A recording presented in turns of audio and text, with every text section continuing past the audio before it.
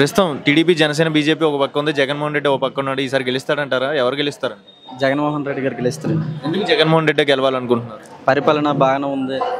ఆ తర్వాత మన ఎంపీ మన ఝాన్సీ గారు మంచి ఆవిడ గారు. ఆ తర్వాత నెక్స్ట్ చదువుకున్నవారు అటువంటి వాళ్ళు వస్తే వైజాగ్ డెవలప్ అవుతుంది. అంటే విజయనగరంలో చేశారు కదా, ఆఫ్టర్ చాలా రోజుల తర్వాత వైజాగ్ ఎంపీగా పోటీ చేస్తున్నారు బొత్స ఝాన్సీ గారు. ప్రజలు గుర్తుపడతారంటారా? నెగిటివ్ ఉందా, పాజిటివ్ ఉందా ప్రజల్లో? పాజిటివ్ ఉంది. మరి ఆమె చాలా రోజుల తర్వాత ఇక్కడికి వచ్చారు కదా, నేను చేసిద్దని నమ్మకం ఉండిద్దా ప్రజల్లో? ప్రజల్లో అంటే పరిపాలన బాగుంటే నమ్మకం ఉంది. జగన్మోహన్ రెడ్డి గారి పరిపాలన బాగుంది, నమ్మకం ఉందండి. అలాగే మన అవంతి శ్రీనివాసరావు గారు కూడా ఆయన చాలా మంచి పని చేశారండి. గడప గడప వచ్చి ఇంటింటికి వచ్చి నోటిపాట్లు ఉన్నా కూడా ఆయన కూడా సాల్వ్ చేశారండి. మళ్ళీ అవంతి శ్రీనివాసరావు గారు రావాలని మేము కోరుకుంటున్నాం. మరి బొత్స ఝాన్సీ గారు ప్రస్తుతం చూస్తున్నట్లే, బొత్స ఝాన్సీ గారు ఒక లేడీ కదా, ఇటు పక్క టీడీపీ నుంచి భరత్ అనే వ్యక్తి పోటీ చేస్తున్నారు. భరత్ కూడా ఫుల్ ఫాలోయింగ్ ఉంది అని అంటున్నారు కదా టీడీపీ నుంచి.